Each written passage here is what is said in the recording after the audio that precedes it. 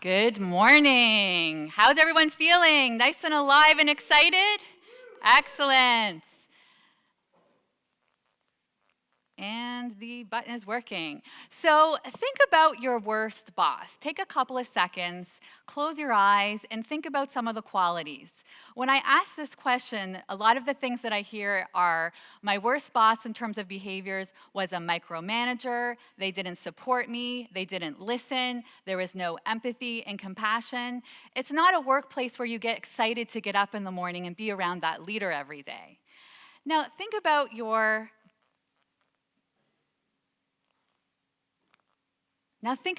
best boss. What are some of the qualities that your best boss brought to the table? When I ask this question, a lot of times people say, it was a leader who was always looking for ways to help me grow. They were interested in what was going on with me. They asked me about my personal life. They showed up with empathy. They showed up with compassion. These are the kind of leaders that bring out the best in us. And they also say the best leaders challenged me. They helped me see things that I couldn't see in myself. And they pushed me to new levels, to do things that I didn't think I was going to be able to do. And the interesting part is a study from Gallup actually showed 50% of people have left a role, have left a company because of their boss. So I'm curious, throughout your career, is there anybody in this room who has left a workplace because of their boss? So this is always the case, 50%. There was one time where I had a room of almost 500 people, and it was 80% of people. The people who didn't put up their hand, I said, you need to go get a lottery ticket because it's great that you have never had to work in that kind of situation, because a lot of times we're in workplaces with leaders who don't have the qualities to really be effective as a leader. And it's not necessarily that they can't be, it's they haven't been taught the skills. So what does lack of self-awareness look like? So anyone familiar with Travis Kalanick? Yes, so he was the founder of Uber. Anyone in this room heard of Uber? Yes. So Uber, it was a startup company, started off small, grew really, really quickly. And in the beginning, as a leader, he was doing really well, right? He was wearing all of the different hats, jack of all trades. But as the organization grew, and there were more people responsibilities in his role, some of that lack of self-awareness started to show up. And one of the things that happened was there was rumors and conversations around sexual harassment happening within the organization. And it was coming from HR, and Travis kind of just pushed it aside. We're not going to worry about this. It's fine, it's fine, it's fine. Eventually, one of the software engineers, a female, wrote an open letter around the amount of sexual harassment that was happening at Uber, and it ended up when an external investigator came in, it resulted in 20 leaders being let go of the organization, 20 senior leaders. Travis also was famous. You can do a Google of a video of him in one of the vehicles with an Uber driver. And an Uber driver was giving him feedback on some of the things that he didn't think were going as well in terms of Uber's strategic direction. And Travis started to berate the employee and tell him all of the things that were wrong with him and all of the things were wrong with his idea and swearing at him. So you can see a leader who has a lack of self-awareness like this, it's a huge liability to the organization.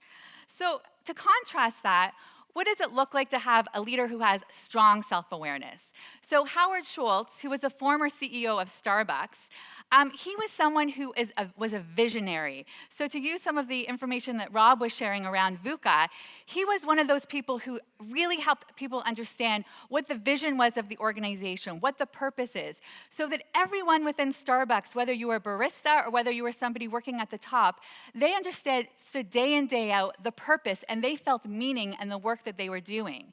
He also showed up with a lot of empathy and compassion. He did some of the things that are very unheard of in retail. So baristas in the coffee shops were able to have access to benefits, to health care, and also money towards subsidizing training and development. Another area where he had really good self-awareness was, he said, I want people who are on my team to challenge me. I don't want to be operating from ego and think that I know it all, that I have all of the ideas. I want people to come up to me and challenge, and so that I can look at different ways of doing things. So that's how we saw self-awareness showing up day in, day out as a leader at Starbucks. So this was a study done by Business Solver looking at empathy. They asked 2,000 people, HR leaders, CEOs, employees, and these are the stats that came back. Employees care about empathy. They will take less pay, or they will go to another organization that is going to have more empathy day in and day out. So having empathy, helping your leaders to build this skill, is actually a competitive advantage. So words have power. And I've been trying to educate everyone to stop calling these soft skills because there's nothing soft about it. They're the hard skills. And so I'm calling them the human skills. You can call them the core skills, whatever feels good for you. But I challenge you when you're going back into your organization and talking about emotional intelligence and these important skills that I'm going to talk about with you today, stop calling them soft because it takes away some of the credibility. And the language makes it seem like, oh, those soft skills, they're just a nice to have. They're not a nice to have, they're critical. So let's start calling them the human skills. Here's the thing about the hard skills or the human skills. They're difficult. They're not easy. It takes a lot of work.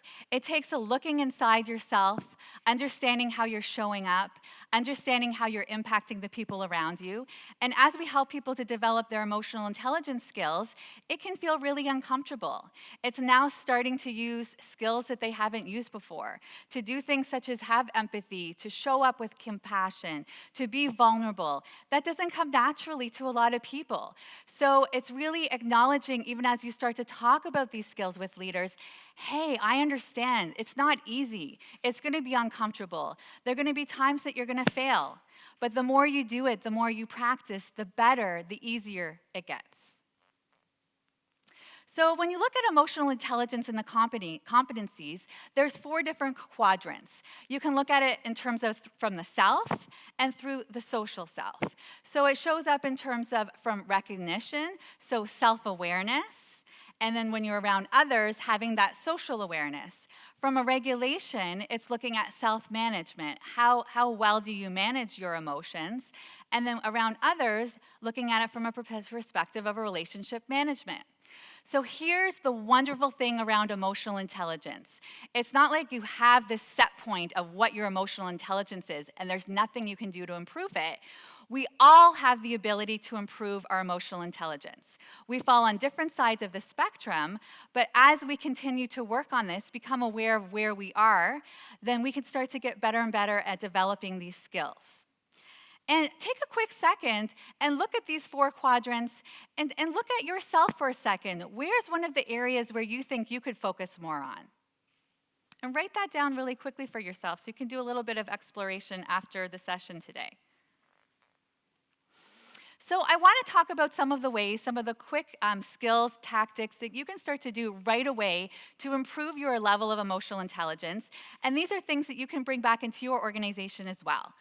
So the first is creating space for self-reflection. So how many people in the room on a daily basis at the end of the day do some self-reflection? Okay, that's good, because there's been sometimes I've asked that question and nobody puts their hand up.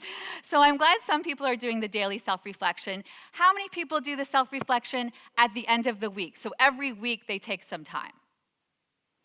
Great. So what I see here is there's an opportunity, because I see a lot of people in this room that are not doing any self-reflection, so a great opportunity to start doing this. So what does it look like? At the end of the day, just taking 5 minutes to ask yourself, what went well? Where did I have struggles? What would I like to do differently tomorrow? And what did I learn through some of those failures? So where I had those struggles, it didn't go the way I wanted to go, but what did I learn through that? And then for self-reflection at the end of the week, as you start I like to do the self-reflection on Sunday, and you think about your week ahead, what do you want to focus on? What are the areas that you noticed from the week before where you were having some struggles? Where were those wins? What can you start to improve? Understanding your strengths. So we talked a lot about this today. So getting really clear on what are your strengths, but also being more aware of the gaps. And the best way to get feedback on your gaps is to ask others. So ask your team members, ask your colleagues, ask your boss, what am I doing really well? What could I do better? And if you're finding that you're not getting enough feedback within the organization, best place to ask questions, ask your significant other, because they will be very, very happy to give you feedback quickly. Ask your kids if you have kids. Ask brothers and sisters. It's amazing how quickly our family wants to give us feedback. Be more aware of your emotions. So emotional agility is around understanding the full spectrum of emotions and realizing there's no good or bad emotions, but we have a whole spectrum, and getting curious about the emotions, and when they're showing up, what's going on? What is causing this emotion, and being with it and creating space for it to be able to process the emotions. Susan David's book's amazing to talk through this, and she also has a TED Talk on emotional agility that gets into more of this. Pausing. So everyone close your eyes for a second and take a deep breath in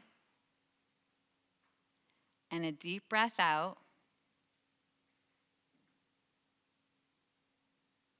Breathe a couple of more seconds, normal breathing. Now open your eyes. That's your breath. You have access to it 24/7. When we come from a pausing, we're able to respond instead of react. So I'm being conscious of time because there's a lot that I would love to share around emotional intelligence. As you can see, I'm really passionate about this. But one other exercise I'd love to do with you really quickly is everybody stand up.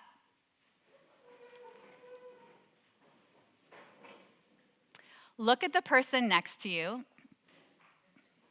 and give them a big hug. Big hug. Yay! Hug, hug, hug.